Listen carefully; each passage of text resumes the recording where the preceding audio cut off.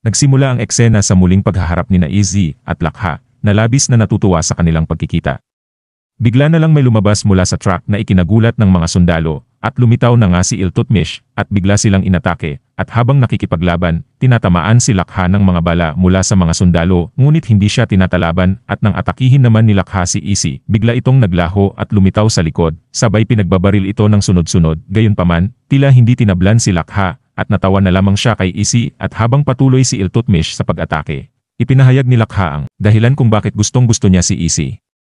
Sa kabila ng patuloy na pag-ubos ni Iltutmish sa mga sundalo, si Tom naman ay tumutulong sa pag-locate ng eksaktong posisyon ni Iltutmish, ngunit wala silang magawa sa bilis nito, kahit anong pagsisikap pa ang gawin nila, at habang abala si Tom sa pagtulong, nabigla siya nang makita si Siggy papalapit sa lugar ng labanan subalit agad itong napansin ni Iltutmish at inatake si Siggy, sinasabing wala man lang itong dalang kahit anong sandata.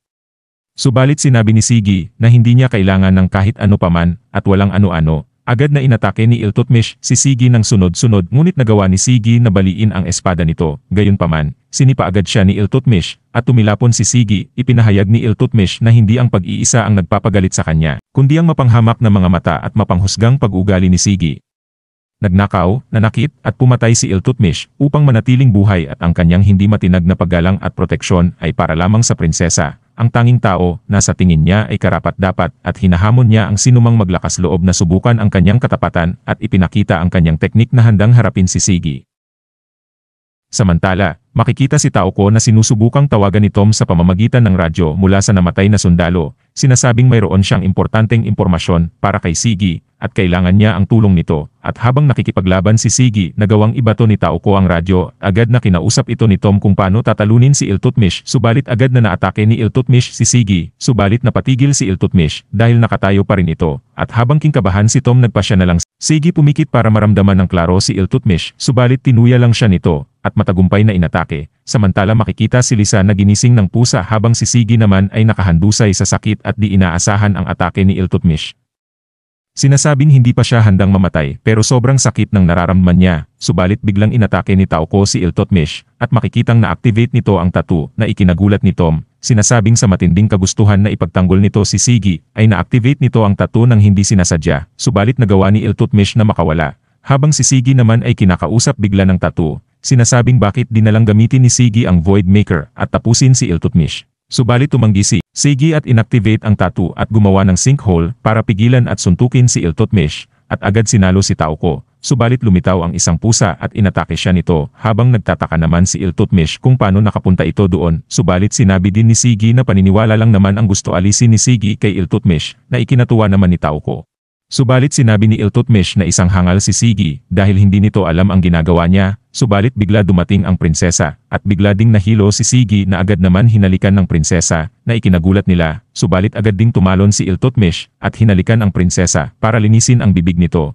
ngunit tinulak nito si Iltutmish at kinilala si Siggy. Sinasabing nasobrahan daw ito sa paggamit ng Void Maker na kung nagkamali siya ng paggamit ay maaaring napatay niya sila Iltutmish at Taoko, subalit sinasabi ng prinsesa ang malaking potensyal nito at magiging kapakipakinabang siya sa prinsesa na naging sobrang pinagtaka ni Siggy. Lipat ang eksena kay Izzy at Lakha na patuloy pa rin sa labanan at nagawang sipain nito si Izzy subalit agad ding binaril ni Izzy at nang umatak muli si Lakha ay bigla ding naubusan ng bala si Izzy at sinabi ni Lakha na tumigil na ito at tapos na ang laban subalit ngumiti si Izzy at nagawa muli nitong paputukan si Lakha sinasabing kaya niyang gawin bala ang hangin at mapasabog.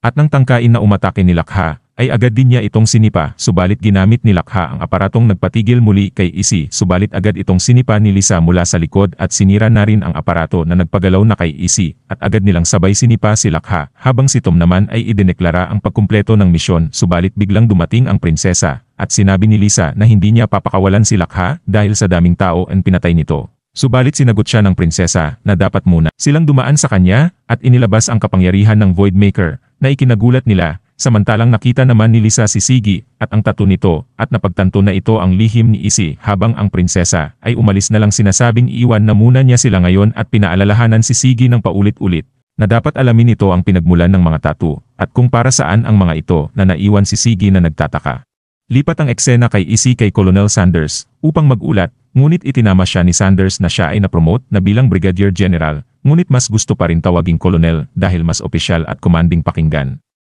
Handa na si Izzy na harapin ang kanyang parusa, ngunit sinabi ni Colonel na magpatuloy siya sa pagbabantay sa batang lalaki. Binibigyang diin niya ang kahalagahan ng partisipasyon ng batang ito sa kanilang tattoo research dahil maaari itong maging susi sa malalaking tuklas at agad na pinaalis si Izzy. Lipat ang eksena kala Siggy at Taoko para mamili, subalit hindi pa rin malimutan ni Siggy ang huling sinabi ng prinsesa sa kanya, at biglang nakita na nga nila ito kasama si Iltutmish, subalit inutusan na agad ni Taoko si Siggy na mauna na, at sa galit walang nagawa si Siggy, at sumunod na lang at agad hinarap ni Taoko ang prinsesa. Hinamon ito ng pingpong at pag nanalo siya ay dapat na nitong tigilan si Siggy na agad naman pumayag ang prinsesa para sa melon ni Taoko na agad ding gustong kunin ni Iltutmish, subalit pinigilan siya ng prinsesa. Sinabi ng prinsesa na lalaki rin ang melon nito na agad kinatuwa ni Iltutmish at nagsimula na nga ang laro at mabilis na nagpalitan sila ng mga tira, subalit nagawa ng prinsesa na tamaan ang melon ng sunod-sunod at dumami na rin ang mga lalaki na nanunood habang nagtataka naman si Siggy at sa huling atake ng prinsesa ay nawalan ng malay si Taoko na ikinagulat ni Siggy.